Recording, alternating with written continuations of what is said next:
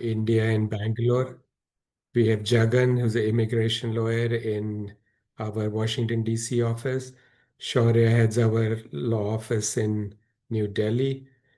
And Ashleen is a CPA and heads our accounting practice in our Washington, D.C., Herndon, Virginia office. Deepika is an executive director and a superb immigration professional out of our Santa Clara office. Diya heads our New Jersey office and is a lawyer, corporate and immigration. Vidhyutha is an awesome lawyer in our Chennai office. And do I cover everyone? And Shanti is our administrative lead and helps us run our India offices. And we have an outsourcing unit in India, and she helps us with that. But enough about us. We want to welcome you to the United States. And when you come here, we want to talk about how to set up a company and taxes and employment and immigration. And then we'll talk about some of you that want to set up operations in India, and we'll cover the same for India as well. So we'll take you through this journey. Please give us your questions. We will cover as many questions as you have in some way, shape, or form. So we start. So you have a company in India, or you want to set up a company straight in US, and you have first question is, what kind of company do I set up? Where do I set up? What about Delaware? We'll talk about all of that. So, Ashleen, since you're with an A and the closest thing we have to Trump in Washington, D.C., so somebody wants to set up shop in US, what's your advice to them? So any foreign company who wants to set up a subsidiary or they want to start out in United States, we recommend a corporation, a C corporation as a starting model to set up a company here. One, it's very friendly from investor point of view. You're looking at long-term growth, you're looking at employee growth, you're looking at fundraising. Corporations are the best. Though a lot of times we see, people come and they've already incorporated LLCs, because of low cost structure. They think it's an easier way to go about it. But there are a lot of withholding complications that come with it, especially in case of foreign shareholders. So we do recommend, C corporations is the best way to go. Okay. So there's, I think, I don't know what's going on in India, but I think every person in India wants to have a dinner with Alia Bhatt, and they want to have a Mercedes, and they want to have a corporation in Delaware.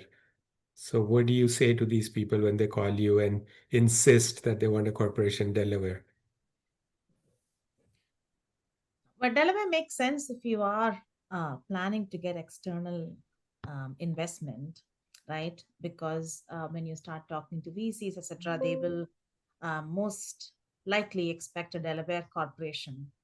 But if you plan to keep your operation small and keep it closely held, then you might as well just incorporate in the state where you'll actually do business. Because anytime you do a Delaware incorporation, keep in mind that you also have to get a license to do business, a certificate of authority to do business in the states that you actually do your business in, where you operate in. So from a compliance and paperwork standpoint, it's just more work. Plus, many states also have the option of conversion now. So even if you form a New Jersey or let's say a Georgia corporation now, and later on, you end up talking to investors and, it looks like you might need a Delaware entity, you can just do the conversion process at that point. So I would say it depends on where you are. Right. And I guess this is one of those debates that if you went to 1,000 lawyers in the United States, all 1,000 will give you a little bit of a different answer. But having done this for endless years, we have a code at our firm that if you're a small business, then you must do an S corporation, which is a kind of corporation that is a pass-through entity. And if you are doing any real estate, then you must do an LLC. And if you're raising funds, then do a C Corp. So, and unless you want to go public or raising funds, there is no reason to do a Delaware corporation because it's just additional work. If you do a Delaware corporation, then you have to, whatever state you're doing business in, you have to register there as well. So next question is, they come to the United States and they set up a business, and now they want to import some employees from India, whether it's a software IT company or any other kind of company. So let's cover immigration. Deepika and Jagan, I'll ask you about, and for the audience's sake, from the alphabets A through Z or Z, 20 of them have a visa. So there's a visa and B visa and C visa and D visa and on and on and on. But for all practical purposes, there's 4 visas we should talk about briefly. The B1, the tourist visa, O visa for outstanding workers, and L for intracompany transfer, and H for a specialty occupation or a worker, somebody who has a bachelor's degree and has worked in India and has a similar job in the US. So Deepika and Jagan, I'll leave it to you. We'll start with you, Deepika. Any one of those 4 you want to talk about, go ahead. So while we're talking about setting up an entity in the US, I think if there is a relationship between the India entity and the US entity, or the foreign entity and the US entity, there's definitely L1s for the founder. There's a L1 visa for the founders. And there is also an O1 option for the founders. Talking about the L1, the minimum requirement is there has to be a relationship between the 2 entities. The employee who's trying to being transferred to the United States has to have worked with the India or the foreign entity for 1+ year. Now, there are options to choose from. There is an L1A option. There is an L1B option when it comes to choosing the L. The other option is the O visa, where if they have an outstanding credential, then they can opt for the O1 visa. The point to remember is that you have to have a US entity and an employer has to sponsor these visas. So just keep in mind that they have the L1 and the O1 options when it comes to founders moving to the United States. Jagan, what about H visa Yes, and B Mr. visa? Chugh. Yes, so the B and the H are the good alternatives. B is mostly for conducting business. So if you want to be here for a short-term period of time, especially, for example, you're coming for contract negotiations, signing contracts, meeting clients, or doing some initial setup for your office and all, and you're not expected to be here for a long period of time, then B1 is a good alternative. And the only thing is you cannot get paid on a B1, so it's strictly like a business. You're coming here only to conduct business activities, and you should be very mindful of that, considering that nowadays a lot of scrutiny is on way. So they will be asking you at the border for what purpose you're coming. So you should be very clear in stating why you're coming here and make sure your activities are quote unquote permissible activities. A long-term and a very good option that also coexists with the L1 is the H1B specialty occupation. Those are for people, professionals who have at least a bachelor's or higher degree, and it can be from US or from India or anywhere else in the world. They are the good crux of the workforce for any company in the United States, high-skilled professionals, and it's easier to score as compared to most of the other visas. The H1 cap under which they initially should qualify is open every year in month of March, where you should file registrations, and you can file as many registrations as you want. And for those who get selected, you need to file an H1 cap petition. And when they are approved, they can start working from October 1st onwards in the United States. Just to add, there is no quota for the L1 and the O1. So those also work as an advantage to some of the founders. Great. Diya, I have a question about Jagan and Deepika covered the visas. I want you to talk about green card, but before I come to you, I want to ask Vidhyutha, while we're on the topic of setting up a company, um, let's do this collectively instead of covering US first and India later. Um, India has 4 times as many people as the United States, so we need to pay more attention to India. So, Vidhyutha, what type of entity should we form in India? If a US person or company wants to set up shop in India and they don't have anything yet, what should they do? Private limited company, LLP, branch office, wholly owned sub? What's your recommendation? If you're looking to have, if the company is looking to also have other foreign investors, it would be preferable to do a private limited company because of the fact of how a private company works as against a limited liability, which has only partners and also the fact that partnership is also based on your LLP structure is based on contribution and profit. So investor friendly is definitely a private limited company, though the compliance is a little more as compared to a LLP. Shaurya, how long will it take me to set up shop in India, a company in India, if I come to you?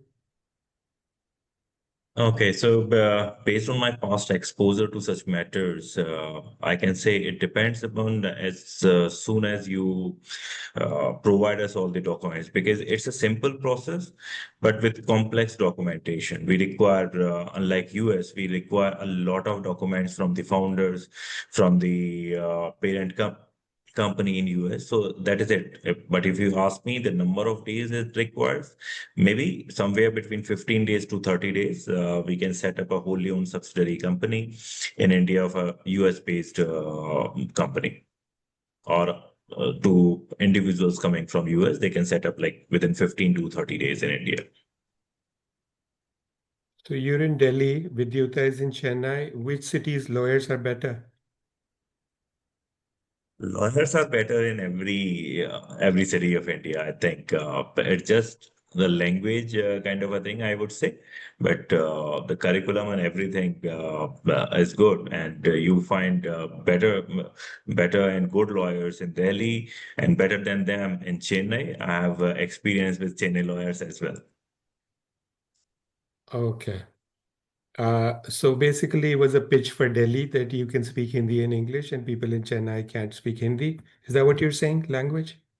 Maybe if some Delhi client is going to Chennai, he may find it a bit difficult because of the Chennai language, the Tamil thing. Otherwise, rest when it comes to the professional thing, the lawyers will remain the same. Yeah. Tell people in Delhi to get their act together. The South is winning.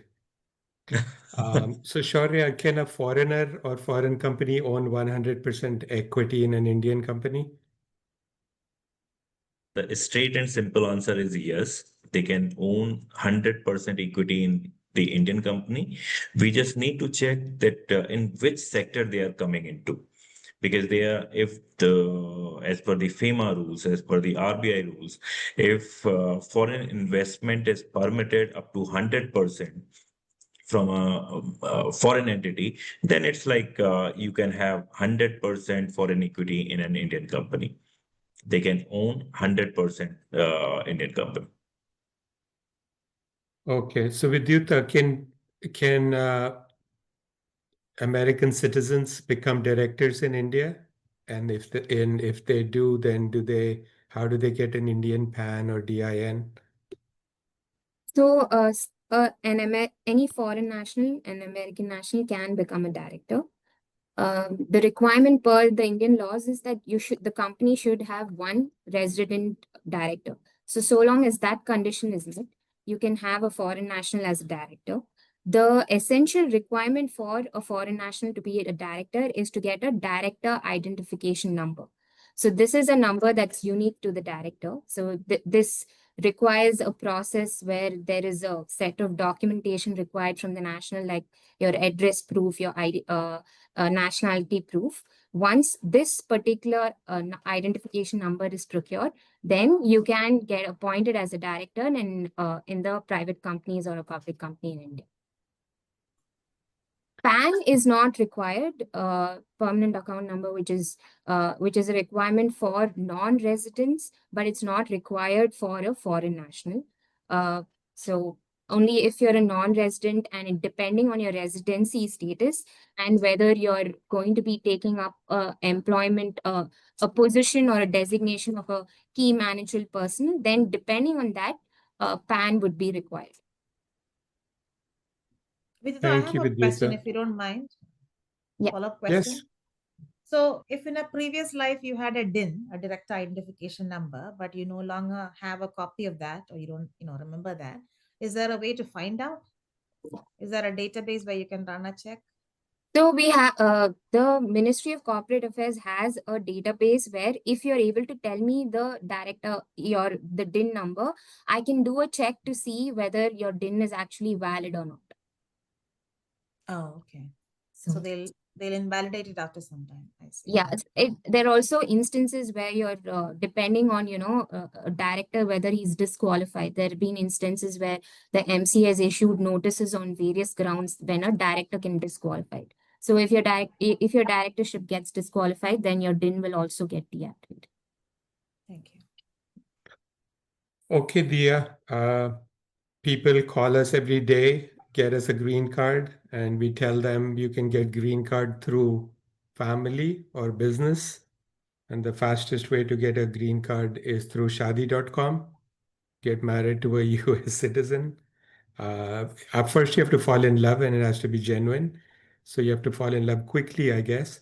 But from a business point of view, the people come here, set up companies, and they feel they'll get a green card rapidly.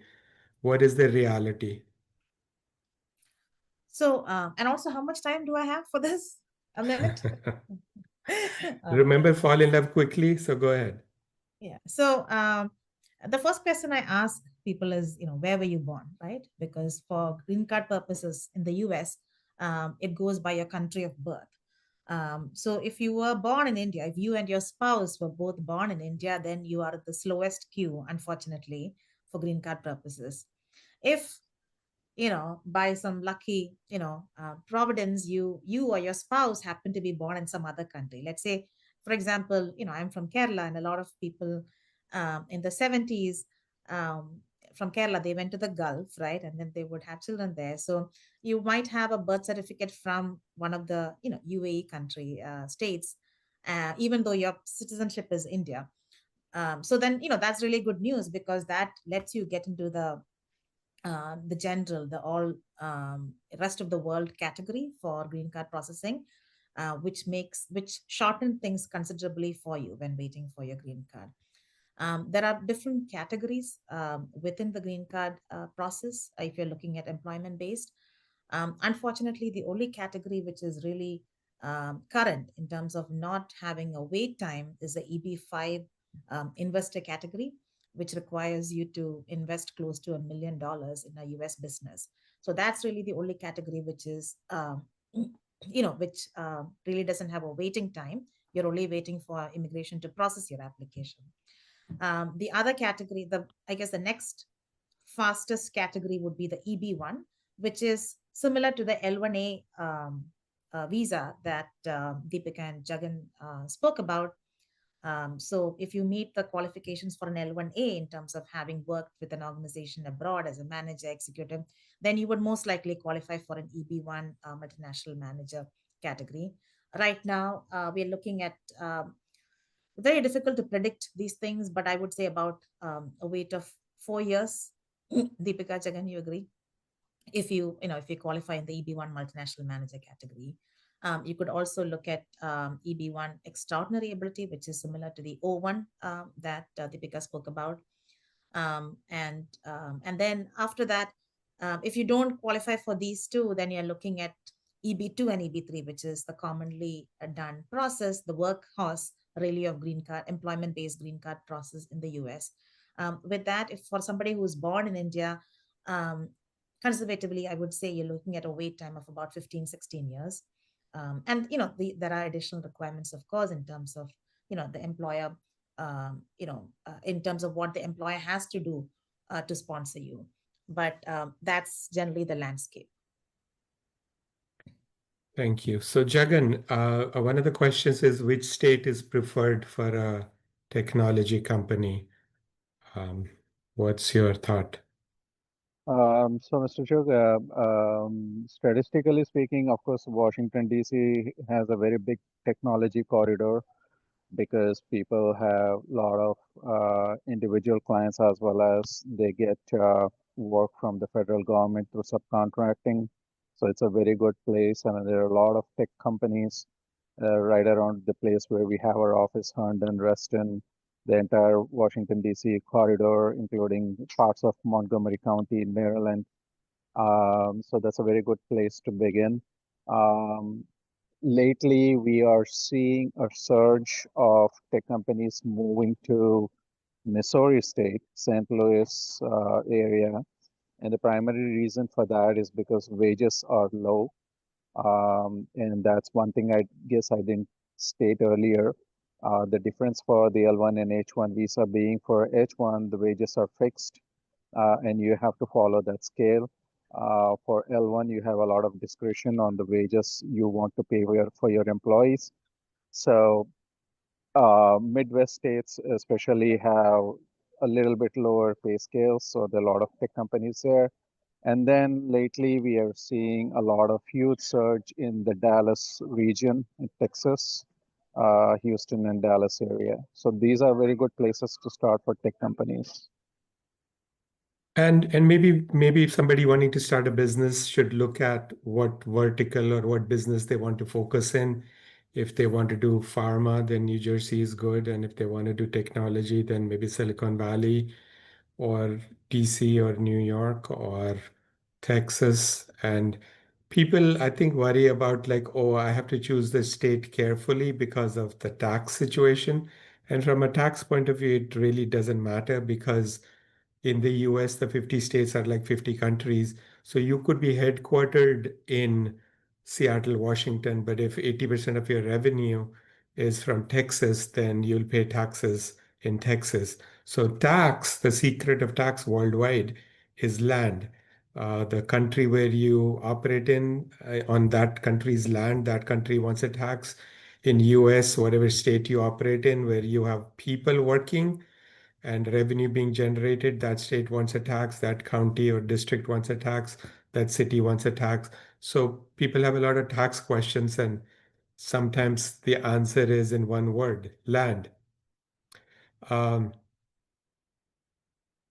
So Deepika, which visa is necessary for getting a social security in US? Can any visa get me that?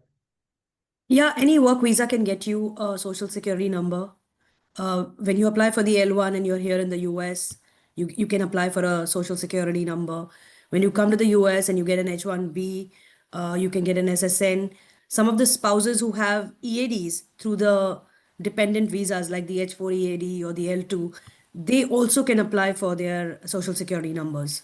So any work visa will actually allow you to get a SSN from the SSA or administration office. So Rahul, you're a wonderful chartered accountant in Bangalore. What are you hearing about the tariffs? What are people doing in India? This 50% tariff business. So as of now, I think they are in the wait and watch mode. So the IT companies in Bangalore, especially, so they are untouched as of now. So the IT services, the electronics, for that sake, any services, electronics, semiconductors, and a lot of these export items are outside the ambit. But yeah, we have many traditional export of goods which are at risk. And I think looking for different markets and different areas of doing business is what government is looking at. Government has announced complete GST overhaul, which is coming in next few months to increase domestic consumption too. So we are expecting some major changes in the GST laws in next few months. Right. So there's a question from somebody on how to avoid these tariffs. So wait and watch is good because I think the 50% tariff won't last. Courts are also blocking some of these tariffs. There are US warehousing and FTZs, and if you use a bonded warehouse or foreign trade zones, it differs or reduces duties. So whoever is asking that question, you should look into that. Obviously, you can shift production to low tariff countries around the world, and then, but it requires a change in your business that manufacturing has to be done in a low tariff country. So, Ashleen, question: do we need to register a business in a particular state because we have sales in such state? Or let's say our employees went there for trade exhibit or training? So it all depends on the nexus applicable on the state. There are 50 states in the United States. Generally, all states follow economic nexus. Now, how material that revenue is it meeting the factor nexus limits? The employee, whether it's a recurring business, you're regularly doing business in that particular state, warrants us to analyze whether we need to register in that state or not. So it can depend from state to state. The state of California would have a factor nexus, a certain amount of revenue, payroll, would require you to register in that state. New York, the revenue limit is $1 million. So it depends from state to state, and we can analyze that based on the revenue numbers. Okay, wonderful. So the next round of questions we have, or the topics we want to cover, is about corporate governance and compliance, both in India and US. So Ashleen, Deepika, Diya, whoever wants to answer this round of questions about corporate governance, what annual filings, minutes do California, Delaware, Texas require? Do we need independent directors or a US resident director to open a bank account? Any one of you? I'd say overall, for somebody coming from India, you will find the corporate governance process in the US relatively straightforward and simpler. There's a lot of flexibility. You can have an LLC, which is, very similar. I know Ashleen doesn't really recommend LLCs for foreign shareholders, but generally an LLC works perfectly fine. You have reduced paperwork compliance requirements. Excuse me. And you can also, I believe, elect to be taxed as a corporation, right, Ashleen? And in terms of directors, with most states, it is a minimum of one. The same person can serve as director, officer, everything. You can have a single person corporation. And as you grow, obviously you will get more directors, officers, etc. But to start out, that's generally what we look at. Also, unlike in India, there is no mandatory audit requirement for US private companies. So that also gives you some flexibility. With some states, there is a minimum tax payment, like a franchise fee. New Jersey, I believe it's about $500 if you have a corporation. In Delaware, it's based on the share capital, so that has to be structured very carefully. But mostly the governance is, I would say, common sense. There's nothing really very complicated about it. Right. Yeah, and just to add there, you have various departments in every state. So for any state, Secretary of State, you need to file an annual report. There's a Department of Revenue, which would require probably a franchise tax report. Again, it depends on the state you're registered in. And then you have IRS and all state income tax filing. So you have an annual tax return filing, which is again one federal and states based on your nexus. in those states. And another thing to add was, I know Navneet mentioned S Corp, but for S Corp, you have to either be a US citizen or a green card holder. That's a mandatory requirement. Right. And I always tell clients, and sometimes they find it hard to believe, and I say to them that I know people have a crazy impression of United States, that there's a lot of penalties and people go to jail and it's very tough. But from an overall governance point of view, it's probably one of the easiest countries in the planet. For endless years, we get letters from IRS or other government agencies levying penalties of thousands of dollars, and we write one letter to them saying, well, the treasurer was sick, or this happened or that happened, and they waive them. And lots of times, all this corporate governance, if it's late by years, there is hardly any penalties, there's hardly any letter, there's hardly any punishment. If somebody is doing fraud, then it's a totally different story. But otherwise, from a governance point of view, it's very, very easy. Also to add, I know Shaurya said that it takes 15, 20 days or a month to register a company in India versus in the US, we get registrations done in like 24 hours. Some of the states allow expedited process and very simple. If you have a green card holder or a US citizen, as a director, we can get the company registered in a day. So, Yeah, that is another flexibility. Yeah, that is there because we require a lot of documents from the individuals involved from the foreign side.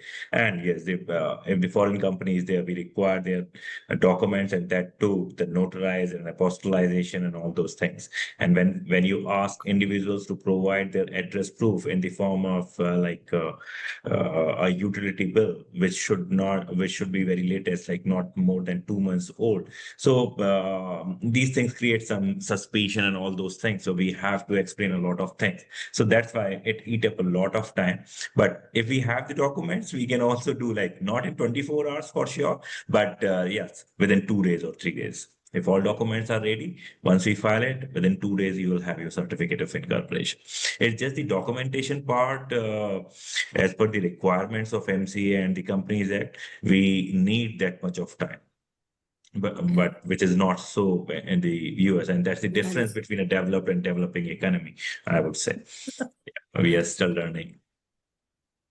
Yeah, for 30 years, I've been telling clients it takes 2 weeks, and now thanks to Deepika, people are going to say, hey, your Deepika said 1 day. It comes with an expedited fee, definitely, but Yeah, it can be done. Just, while we're on this, one, thing I see with many new businesses in the US, right, especially from overseas, they forget to get the workman's comp or the, insurance, unemployment insurance registrations done for their employees. And those can be pretty punitive that, if you don't have the registrations in place, even if it's just one employee in one state, the state can come back months later and say that we see that you hired this person and so date and you didn't have the necessary insurance, workman's comp, all of that. And they'll come back with no back payments and interest, all of that. So I advise people to be very careful with those things. Also, the classification of personnel as employees and independent contractor, that's also taken seriously in the US. Back to you. Good. Let's talk about our silent partner in life, the government tax. I always joke that in the US, we have 4 partners: the federal government, the state government, the county or the district, and the city. All 4 of them have their hand out, and they want a piece of tax throughout the country, except for 9 states that don't have income tax but have other kinds of taxes. So, Rahul, what's the corporate tax in India now? So for Indian private limited companies, which is the most common form of entities, we have a corporate income tax, regular corporate income tax of 25% for entities up to 400 crores of turnover. It has some cess and surcharge, which takes the effective tax rate to approximately 27%. However, we have a preferential tax rate of 22% plus cess plus surcharge for companies who once in a lifetime they agree to forego certain exemptions. Like we have special economic zones in India. We have various exemptions which are coming on for several years. If the company forgoes those exemptions and they file a one-time form, they can move to a preferential corporate tax rate of 22%. These are for companies which are registered in India. And from 2019 onwards, we also have a preferential rate of 15% corporate tax for new manufacturing units, which get set up in India, not on reorganization of the existing units, but if these are new units, there is a 15% corporate tax. Plus, if it's a foreign company who is operating in India as a foreign company through a branch office, representative office, or directly doing business through a permanent establishment, then the tax rate is 35% plus cess and surcharge. It was earlier 40%. Last budget, it was reduced to 35%. So yeah, if it's an incorporated entity in India, it can be 22% plus cess and surcharge in general. And if it's a foreign company operating through branch office or permanent establishment, it will be 35% plus cess and surcharge. Okay, so it's like going to Taj Mahal. If you're a foreigner, you pay a higher rate. Right. Okay. So you can own a company in India. Foreigners can own a company, but as long as it's a Indian registered company, you will get the beneficial tax rate. If you're operating as a foreign company without setting up an entity in India, then the higher rate. Ashleen, what's the corporate tax rate in the US? So it depends on the tax structure. For a C corporation, it is 21%, which is the federal tax rate. And then there's an additional 6 to 8% state tax rate that would be applicable. Then, depending on whether you're in pass-through structures such as LLC and S corporations, they depend on the tax rates of the ownership, which is kind of a slab rate, similar to a slab rate in India. So depending on if you're a 37% tax bracket, your income might be subject to as high as 37% federal tax rate. When there are foreign shareholders involved, please note that in pass-through structures, you have, especially LLCs, you have additional 30% withholding. So, that's the basic tax structure in US. So you can operate a business in the US as a sole proprietor, as a partner in a partnership, as a C corp or regular corp or S corp or LLC or LLP. But there's only one entity that pays tax, the C corp, and all the other entities, the owners pay taxes directly and are all pass-through entities. So there's only one form of entity that pays a corporate tax, and that's the C corp. And that you're saying is 21% plus the state. 9 states don't have a state tax. All the other 41 states do, anywhere from 2-3% to as high as 10 in California and Connecticut's of the world. So Rahul, what's the tax on dividends and royalties and technical services? So if dividend, royalty, or technical services fee is paid to a person outside India from India, the withholding tax and the tax rate applicable to them is 20% as per the Indian income tax laws. It can be different for Indian residents. So if we are talking about Indian residents who is getting a dividend, then the tax rate is as per the slab rate. But if it is to a NRI, foreign national, foreign companies, it's capped at 20% plus cess and surcharge applicable on the amount involved. And there can be preferential rates as per the double taxation avoidance agreement which India has with various countries. So the preferential rate as per the DTAAs can be taken benefit of. Okay, good. So Ashleen, when our India company comes to the United States and they hire employees, How do they have to pay them, and how is payroll done? And do you guys do payroll, or you use a payroll agency? And what kind of forms and taxes and quarterly annual forms? Can you give us a 30,000 feet view? Right. So when you have an entity in US and you're hiring employees in US, you have to, have them on payroll. The payroll taxes, United States, there are majorly 4 types of taxes: federal withholding, state withholding, federal unemployment, state unemployment. So you have to make sure all 4 kinds of taxes are taken care of. And as Diya had mentioned earlier, there are consequences if they're not taken properly. Laws might not be strict for a lot of other, incorporations and other taxes and all, but for payroll, government is pretty strict. All the taxes, unemployment, everything has to be taken care. We, as our firm, we take care of the payroll compliances as well. There are all third-party agencies out there that help you take care of the payroll compliances. So that's the gist of how payroll is handled here. Okay, good. Let's talk about real estate for a minute. So Jagan, Indian company, comes to your part of the country, Washington, D.C., or DMV as we call it, D.C., Maryland, Virginia, and they want to set up a shop. What do you recommend to them? Do a WeWork kind of lease, or take up a small office, 3 to 5 year commercial lease? And there are visa requirements as well. What do you tell them?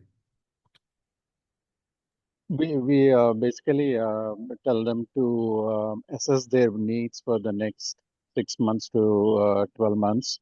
And there are a lot of Regis offices here where you can lease a small space and set up their shop here.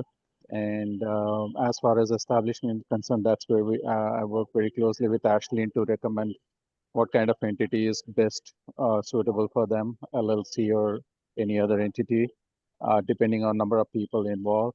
And as far as visa is concerned, we do an assessment. Most of the time, we recommend the L visa because there's a lot of flexibility on how you want to structure your office and how many people you want to hire and where do you want to keep them. And it works very well with the Regis office also. So, Shaurya, an American company or an American individual comes to India, and can they buy commercial or residential property in India? So, if you say that an American company, so for a foreign company purchasing an Indian real estate, Indian immovable property, it's a bit difficult. But if you say for foreign companies subsidiary in India, can they purchase? Yes, they can purchase for their business requirement, any commercial property, any industrial property for setting up their factories and all that. So that they can do. But if you ask me typically that whether a foreign company, a person resident outside India can purchase immovable property in India, that's a bit difficult. You need to go through that RBI route. You need to take that approval and then you can purchase the property. Else, you can enter into a lease up to 5 years. That is permissible. No approval required. You can enter, if you are a resident outside India, foreign company can enter into a lease up to 5 years of period. But Americans are worried about deposits and registration and stamp duty when leasing office space. Yeah, so stamp duty and security deposit is generally, like if we talk about security deposit for a commercial property, it may be somewhere from 3 months to 12 months, depending upon the type of lease and the term of lease, like from 5 years to 9 years to 20 years, whatever it is. So based on that, a security deposit can vary from 3 months to 12 months. And stamp duty and registration charges depends upon state to state. Like in Delhi, if it is up to 5 years, it is only 2% of your average annual rent. You need to pay the stamp duty like this. So every state they have, because stamp duty is a state subject when it comes to lease. So every state has their own rules and regulations. And yes, when foreign companies are involved, foreigners are involved, or their subsidiaries are involved, see, there would not be any pitfalls or any disadvantages in entering into a lease in India. It's just the documentation part that you need to involve good attorneys, good real estate consultant whom you know, whom you can trust. Instead of Googling things around, I would simply suggest go to a good attorney, go to a good consultant who can guide you about the area, about the law, about the documentation and registration of that document. That gives you peace of mind. And if something goes wrong, you can recover your security deposit. You can hand over the premises. You can leave the premises. A lot of things as per the documents. Deepika, company comes to your state, California, and they want to hire employees. What do you tell them about offer letters and W-2s and 1099s as contractors or employee handbook? What's your advice? So it depends. If it's an H-1B worker, he has to be a W-2 employee. He has to be on the payroll of the company. So typically, if you're working if California is your headquarter, and you're hiring people on H-1, it has to be W-2 employment. If people are coming on L-1 visas, like there's an intra-company transfer from the foreign entity to the US entity, then again, it has to be a W-2 employee. Employee handbook is a good to have document in the sense that it outlines the requirements for the company, the policies of the company. So it's always good to have an employee handbook. I know that a lot of people don't have it and don't want to invest in it, but my advice to all companies would be to have a good employee handbook detailing the state laws, which helps your employees to know what are the requirements and what policies to follow and what disciplinary actions to take care of, when they are working for you. So most of the visas, when we talk about like O1s or the Hs or the Ls, are W-2 employments, which means that they have to, adhere to all the payroll taxes and payroll requirements. And employee handbook, I feel, it's a good to have document, definitely. Vidhyutha, what's the deal with an American company coming to India and they ask you about employment letters and agreements and handbooks? What do you tell them?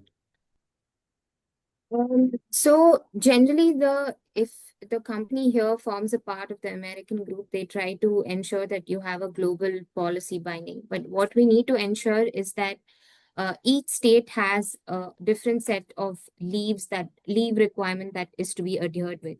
So the basic privilege leave, earned leave, and sick leave, we need to ensure that that is provided to each of the employees depending on the state in which they're going to be functioning or working out of, if they're going to be present in India. Similarly, there are also state-specific requirements with respect to the timings, with respect to the benefits that are entitled. So even with respect to termination of an employee, some states require that you have to give or ensure 30 days notice before you terminate them. You can't just terminate them without cause. Or you need to prove that there has been an action and conduct an inquiry. So while the foreign company may still be, be the employer, if the employee is going to be in India and is an Indian employee, the employees will be subject to the labor laws of the respective states. And it's also that each state has a different requirement. So we need to ensure that the bare minimum is complied with, and that's the position. Good. Okay, let's talk about intellectual property. As we all know, copyrights, we'll talk about copyrights and trademarks and patents. As we all know, copyrights protect creative works like software and books and music. They cover expression, not ideas. And the copyright lasts for the life of the author, plus 70 years. Trademarks protect brand identity, names, logos, can last forever as long as you keep renewing them in the US every 10 years. And patents protect inventions, processes, or designs, and good for 20 years. So, Diya, what's your conversation with clients when they ask about copyrights and trademarks and patents. What is your advice? Should they do them in India, in US, or both? Yeah. It's usually when clients come to us, they probably have some filing done already in India. But that, obviously will not protect them in the US. So they will need a separate filing with the US PTO. Once you have the federal filing with the US PTO, that pretty much gives you protection. The US is a first to file jurisdiction. So, you have to be the first to file, the priority date locks in, and then you can claim protection all around. In terms of with trademarks, we get a lot of inquiries for trademark because, when you're selling something, trademark is probably going to be very important from a branding standpoint. You don't want other people to be using your brand. So we do a lot of trademark filings, also send out cease and desist letters. And it's a pretty, again, a pretty straightforward, streamlined procedure for that. Everything can be filed online. If you're already using something, you can file it as you can file it based on that. Or if you intend to use, then it's it's a different type of filing, but you have to show that you started using that mark within 6 months or so. And as Mr. Chugh said, you can keep renewing it. The other inquiry that we get often is for patents. Patents obviously are a lot of work, and you have to firstly, you have to make sure that what you have is patentable, right? You have to do a prior art search and make sure this is not something that's already been covered by a previous patent. And I tell people, if you're not, fully ready, then do the provisional patent. That can be done, and then after that, you move towards the full patent. Okay, good. Let's cover some questions. My favorite question of the day is this one here from Dr. Kishore Dire, and tough questions are like giving them to Jagan. So Jagan, the question is, what kind of impact MAGA movement may have on the prospects of India-US trade and employment-related immigration? Right now, we are not seeing any impact on that. So for now, visas are subject to high-level scrutiny, both at the border as well as the Department of State. A lot of people are being, evaluated for compliances, mostly whether they are following the U.S. laws or not. Employment visas has not been affected, H1, L1, so once even green cards for that matter. If anything, it's just a backlog because of introduction of more vetting process. But otherwise, nothing has changed with respect to any visa rules and regulations as of now. Okay. I think the only thing changed is that they've started calling H1Bs and L1 workers for interviews. Earlier, there was a drop box facility where you could just drop off and you can get the visa. But now there is going to be in-person interviews for every candidate who's applying for an H or an L visa. That's correct. They eliminated the drop box effective September. So everybody will have to go for a personal interview. This next question is a question we get on a everyday basis, every single day from India. How can we open a bank account in a US bank from India? Ashleen, what do you tell them? So there are certain banks that allow you to set up, if you've incorporated a company in US, you have an EIN, there are certain banks that would allow you to open a bank account based on that, but not the mainstream banks, especially post-COVID. Now, they do require an officer here. So our attorneys can help with that, but sometimes just having an officer in place, passing a board resolution and all, and they can help you, especially in US, they can help you have a bank account in one of the major banks. But there are certain exceptions, smaller banks that allow you even without that requirement, that officer requirement.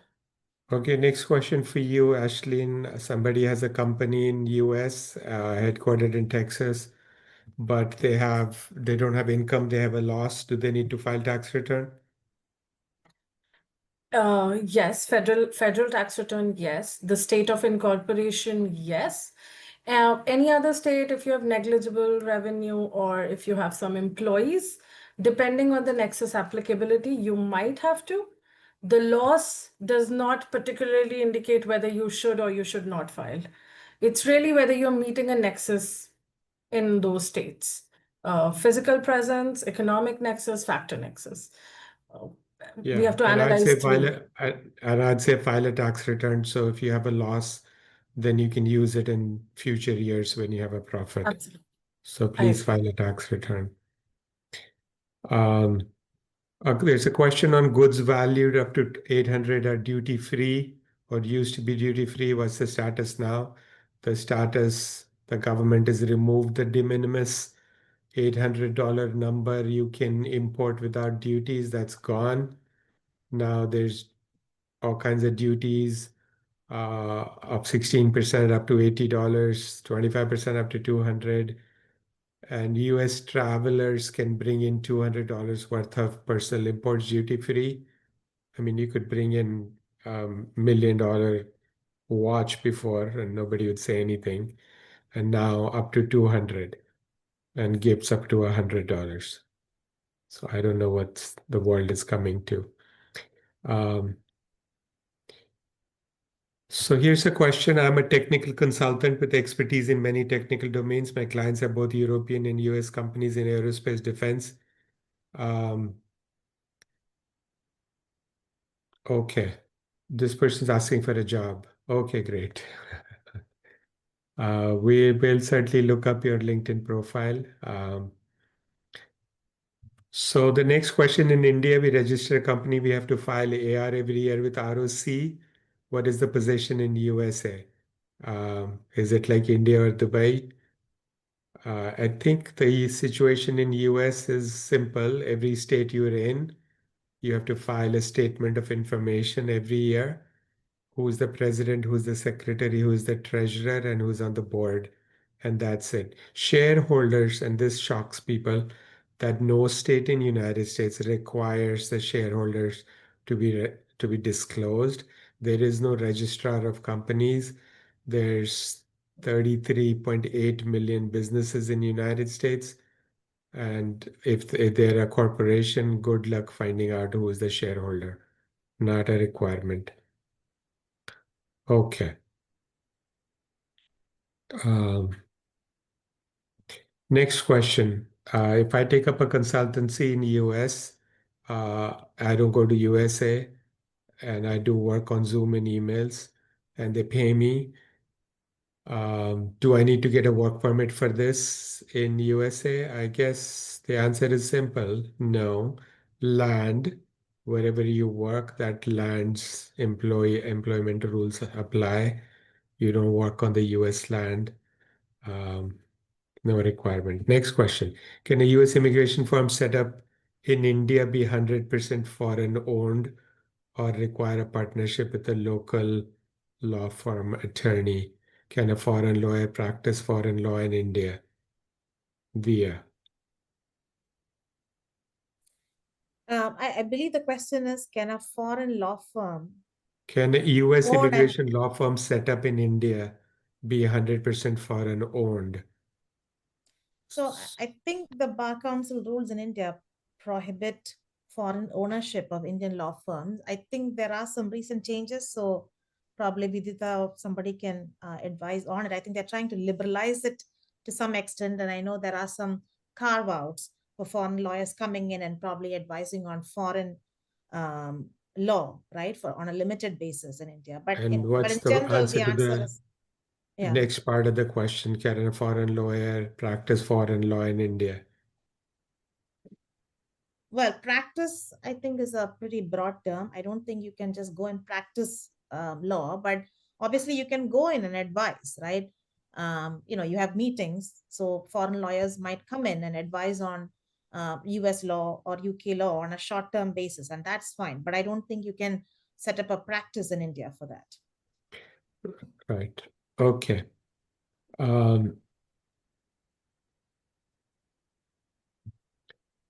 Jagan, if we decide to let an employee go due to non-performance and there's a 1 month notice period, what legal consequences we might face if we ask the US resident employee to leave? So the termination has to be in accordance with the rules and regulations, depending on the visa they are. If it is visa especially, then you are required to notify the government about the termination and withdraw the underlying employment-based petition, the basis on which he is working for a company in the United States. If it is a permanent resident or a US citizen, then you have to serve a proper termination notice. But you have to be careful for the reasons you're quoting in the termination, just to cover the legal basis. Okay, good. Is it mandatory to file BE exemption form in US? I don't know what BE exemption form is. Does anybody know? Okay. Ashleen, I am willing to buy a small CPA firm in the US. What do I need to worry about?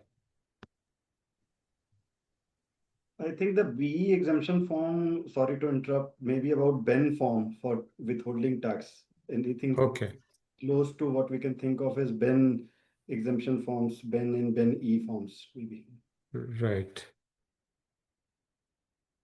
Okay. Mandatory to file. I don't know of any mandatory filing, but do you, Rahul?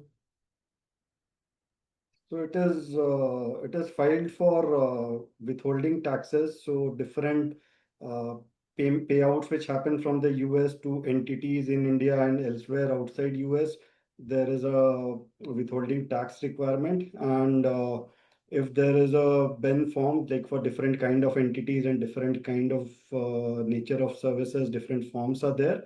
And based on those forms, there can be withholding tax exemption, or if it is applicable, withholding tax will still be there. But I don't think there is a mandatory requirement as such.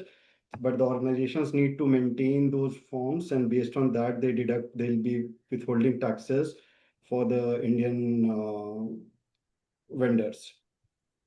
Correct. So there's no filing anywhere that needs to be done for these forms, but in event of an IRS audit or anything, then these forms are required to be produced, especially if you're making foreign payments. Right.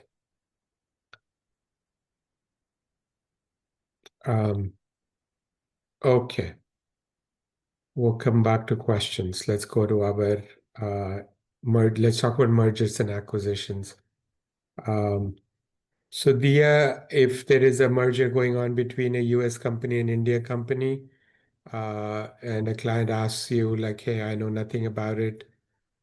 What advice do you have for me? What do you tell them? I would tell them to hire us because Okay. we have both legal and tax. And so with most M&A propositions, you need advisory on both these aspects, Right. legal and But tax. I guess the process is the documentation, two aspects of a M&A documentation. Well, three processes, the letter of intent and the engagement. And I always tell client, please get us involved early on because clients come to us with LOIs already signed and all kinds of crazy complications. So get a lawyer involved with LOI. Then there's documentation, and which is a stock purchase agreement or an asset purchase agreement. And then the third is due diligence. And so do you help with all of that, Diya? Absolutely. Okay. So Vidhyutha, let's talk about India. If one of our clients wants to acquire a company in India, and they ask you, how would you conduct due diligence or what are the issues? What's your advice to them? Like Diya says, hire us. But I think when we're looking at the due diligence aspects, I think one of the main pointers that or roadblocks that we have is relating to any kind of existing foreign investments into the company. So ensuring that all filings with the Reserve Bank of India are in order is something that we insist on, because unless those filings are done, if there's going to be a new foreign investor or new foreign investment into the company, that can't go through without the existing filings being in place. That is one major roadblock. Also, recently, we've had an amendment to our laws where all, except for a small company, all private companies also need to hold their shares in dematerialization form. So, and there's a severe backlog in companies getting their shares dematted. So you can't, if you're going to be acquiring existing shares, or if there's going to be a fresh issuance, this will take time, and I mean, the process has been taking quite some time. So that's something that we need to ensure that the company has its shares in demat form. The main legal aspects that we try to see or ensure that are in place are your foreign form filing with the Reserve Bank of India if their shares are allotted in to a foreigner, or if there's an existing share acquired by a foreigner. Your forms with RBI shouldn't be in place. Your compliances with the ministry, MCA, or your register of companies should also be in place, because a lot of it have a penalty and imprisonment. And especially if a company is coming in and they want to appoint a director, we need to ensure that the liability is not passed on to the a director who's going to come in. Other than this, the major aspects would also be to ensure that we get consents from lenders, we get consents from any major contractor or supplier of the company, where if there's a change in control clause, we need to ensure that they get prior consents for that. So in our diligence exercise, we ensure that we cover all of this to ensure that these roadblocks are addressed and captured in the transaction documents. Whether we do a share subscription agreement or a share purchase agreement, we ensure that all these actions are undertaken before the investor comes in, so that the liability to the investor is limited. So Vidhyutha, in US, when we do M&A transactions, it's rare that we need a government approval of any sort. If there is some defense involvement, then we end up with some government regulatory approvals, but 99% of the time, we don't have to ask any government agency. But with India, FEMA and all are still involved with all M&A transactions, right? Yes, yes, sir. So there's specific, like how Mr. Shaurya had already pointed out, there are certain sectors where the foreign direct investment is not allowed 100%. So if it is allowed only 51%, to the extent that the foreign company is doing investment up to 51%, you're okay to do it. You don't have to go to the Reserve Bank of India to get the approval. But if you're going to breach the sectorial thresholds, then we need to get the prior consent from the Reserve Bank of India. And this is also a process that takes quite some time, because the documentation involved, the RBI seeks a lot of documents from the foreign, the proposed shareholder. It will want to know who are the beneficial owners of the entity. So to that extent, that's a process that takes quite a bit of time. Rahul, from a tax accounting point of view, what advice for American companies wanting to buy Indian companies or vice versa? So, capital gain taxes are the most important aspect when we are talking about acquisition of shares. So, first, if you are talking about foreign companies looking to buy Indian companies, there is a like long-term capital gain. Earlier it was 20% with indexation, or 10% without indexation of cost inflation. Now long-term capital gains are fixed at 12.5% plus cess and surcharge. Short-term capital gains are 30% plus. And the definition of Indian asset, that is pretty wide. So if there is an indirect transaction also between two foreign entities, and shares of two foreign entities are changing hands, but the underlying assets are lying in India. If there is a company subsidiary of another, like it's a classic example of what happened in the Vodafone case, wherein a lot of demand was raised by the tax department and there were changes in the tax laws. So yeah, if two foreign entities are transacting and there is an underlying Indian entity, the valuation of the Indian entity needs to be done separately, and the tax calculation for that entity also has to be done. And there is a withholding taxes involved even if two foreign entities are changing hands for the shares wherein an Indian entity is involved. And even for the secondary transfer of shares, the foreign direct investment limits have to be seen. That is that part of the FEMA and RBI compliances have to be seen. If Indians are going to buy shares outside India, then we have again the RBI compliances, liberalized remittance scheme is there. I'm going into the FEMA part of it, but both are interrelated. And from a taxation perspective, again, the tax law applicable in the jurisdiction in which the transaction is happening for an Indian buyer, that will have to be seen. And because global income of Indian buyers and sellers are taxed in India, the Indian tax laws also have to be seen. The person can get the benefit of double taxation avoidance agreement, but both the angles will have to be analyzed in detail. One of the questions is about DTAA. Is there a double tax avoidance agreement between the United States and India? And the answer is yes.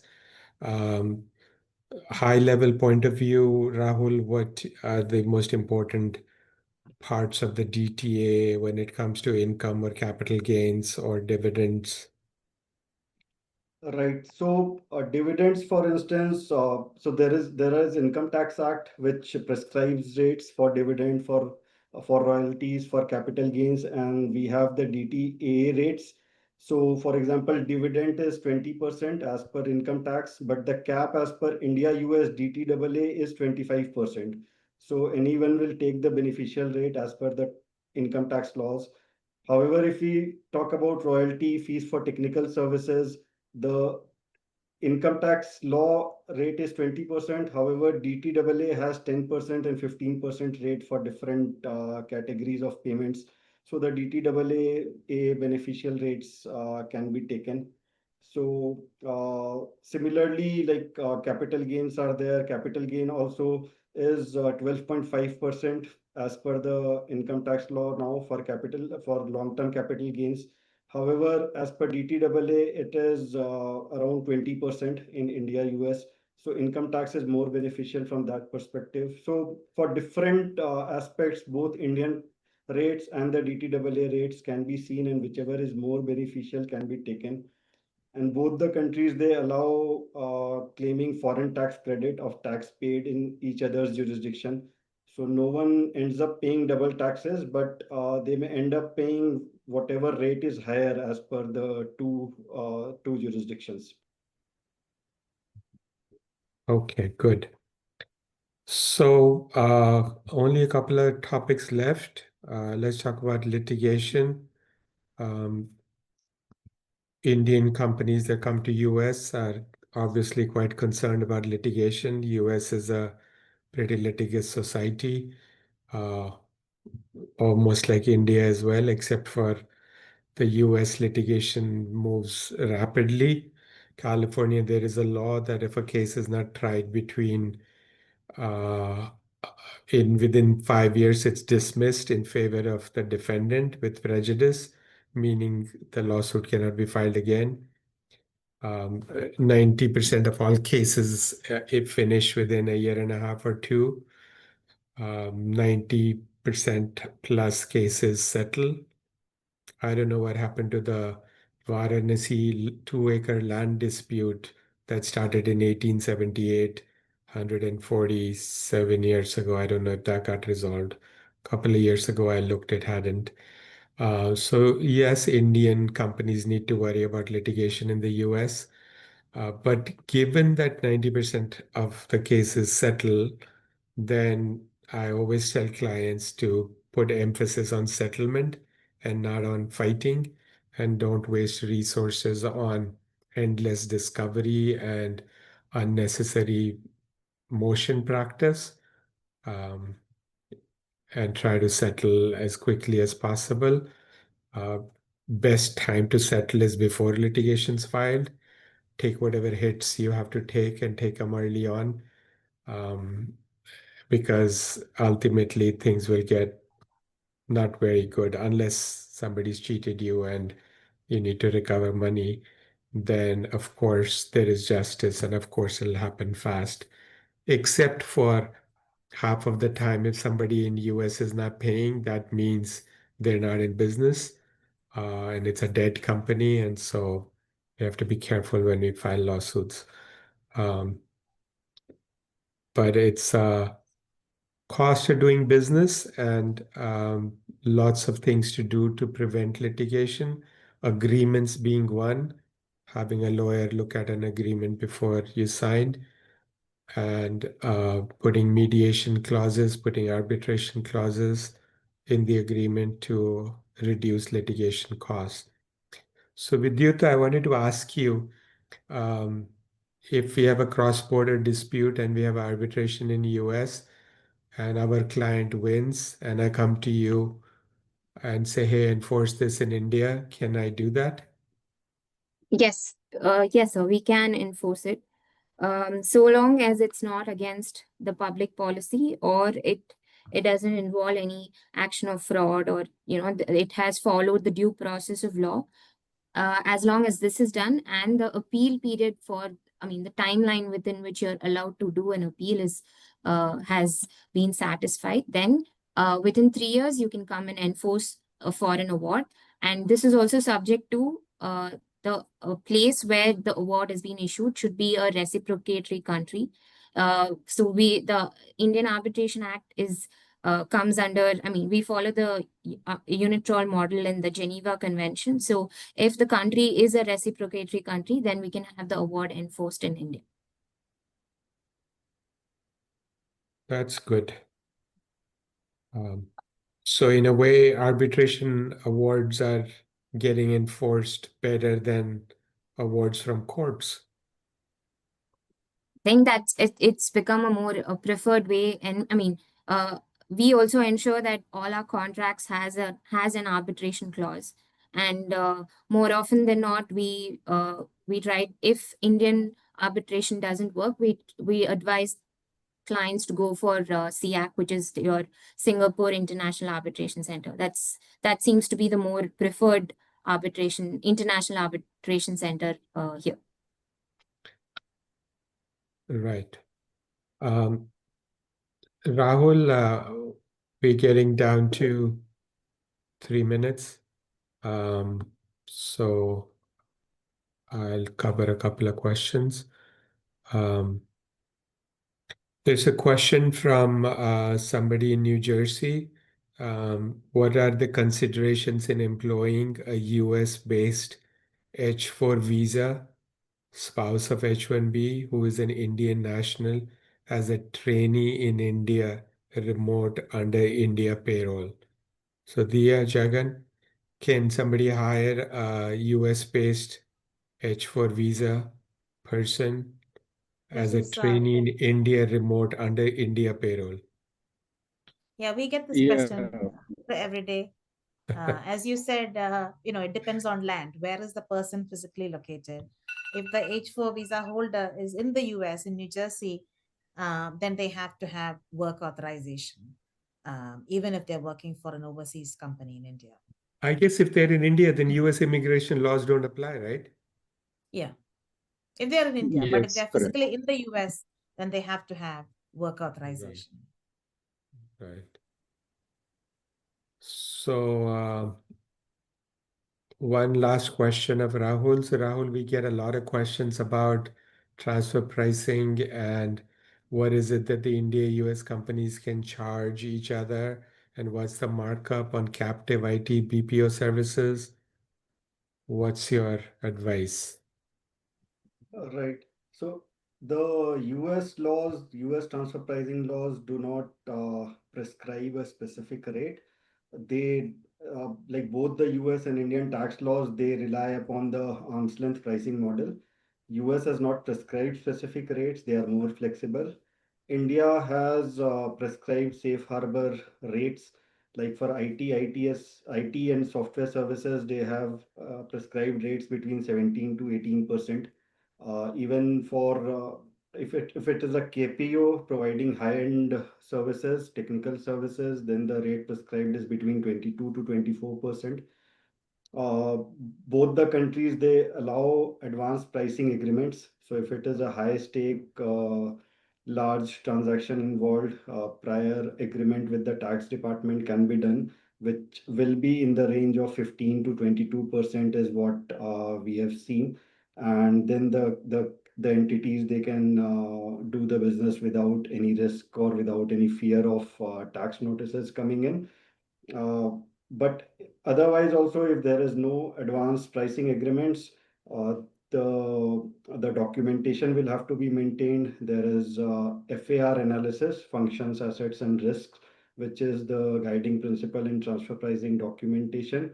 The entity which is performing more functions get more profits. The entity which is deploying more assets, more capital investment, gets to get more profit, and the entity who is taking more risk, market risk, business risk, commercial risk, they get more profit. So if it's a low risk, low capital investment back office in India, then they can go by the safe harbor rules, or like as I said, between 15 to 22% of markup depending upon the nature of service. If it's a call center, it could be less than 15% also. Uh, and like maintain the FAR documentation, the intercompany service agreement, and every year there are transfer pricing industry benchmarking reports which is prepared, which gives the industry standards that what is the profit margin acceptable, and the companies who operate uh, with non-related party customers, what margin they are having, and with that industry benchmarking, they can sail through the transactions and the tax queries as and when they come. So Rahul, there's another question for you. Somebody in India has an entity in US. It's not a subsidiary. Do they have to report that in India anywhere? So I think there are two angles to it. One, reporting requirement comes under the FEMA laws. I think there is a APR filing which has to be done with the RBI every year. In that, all the foreign entities and investments are reported, is what I believe. And from a tax and transfer pricing perspective, if the US entity is transacting with an Indian entity and there are common shareholders, directors, if control is common, if name is common, if one entity is providing more than 90% of business to other entity, one entity is dependent fully on other entities. So these aspects also trigger the transfer pricing requirements, and definition of associated enterprise covers. Okay, and somebody made money on crypto. How do they have to report it in India, and what is the percentage tax? So this is crypto is something which is not defined, but capital gains is the most common reporting format which most people report it as. So the sale price minus purchase price ideally is reported as capital gains if someone has sold the assets. And for some individuals, reporting of assets and even foreign assets is required. So if crypto is held in accounts held outside India, it's reported as foreign assets. In India also, it is reported as asset in the tax return. Ashleen, somebody wants to know, they have distributing a product in USA. What is an ideal transfer pricing margin? Is this from India? From India Yes. to US, if they're only okay. So pure distribution entities, it is usually an arm's length pricing. And I think Rahul can elaborate on that, but the transactional net margin method is used. So as you mentioned earlier, there's no specific percentage listed in US, but around 5 to 8%. And US doesn't care if you're selling it at a loss, right? Because it is what it is, right? Correct. But from Yeah. India perspective, I believe they have to be at a particular margin. Yeah. I'll take the next question. What certifications are required to acquire healthcare clients in USA? It's a super complicated question. You have HIPAA, you have SOC2, you have ISO 27001. For large hospitals, there's HITRUST, CSF, and all kinds of CMS certifications. Then there is startup selling apps, there is FDA clearance. So super complicated, but all doable. And the last question is for Shikha. Shikha Dilpreet wants to know, he's a practicing CPA. I love this question because it's the future of what's going to happen in the world. He says, I'm a practicing CPA having office in Montana and operating from New Delhi.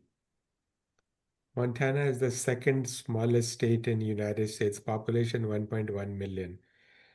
He wants to know, Shikha, is there any facility to register with IACC India for clients from USA? All Yeah, yours, sure, Shikha. sir. We'll take this question later with the member. All right. Yeah, so I Don't think answer if he's we not a are. member of IACC. Don't answer. No, if he's not a member, but if he like to be a member, then we'll definitely go send him all details of the membership, and I'll discuss with him because we have the contact details of the participants. So, and without taking much time, I think this is a wonderful session, very enriching, very informative, and thank you each one of you. And just to inform all the members and participants, we'll be sharing the recording of the session along with the details of the team members from Chugh and LLP, so that in case if you need any professional services or you have something which is confidential, you can discuss one-to-one, and you can send your doubts and ask them your queries through email or contacting their team members. So this is a wonderful session that we had, and I, on behalf of Indo-American Chamber of Commerce, Andhra Pradesh and Telangana branch, convey special thanks and immense appreciation to all our speakers, Chugh, Ms. Ashleen Sahni, Ms. Deepika Singh, Ms. Diya Mathews, Ms. Vidhyutha Lakshmi Narayanan, Ms. Jagan Mohan, Mr. Rahul Agarwala, Mr. Shaurya Tomar. Thank you, each one of you. Thank you so much. Thank you, Shikha. Keep up the We great work with thank all. IACC. Thank you, sir. Thank you. We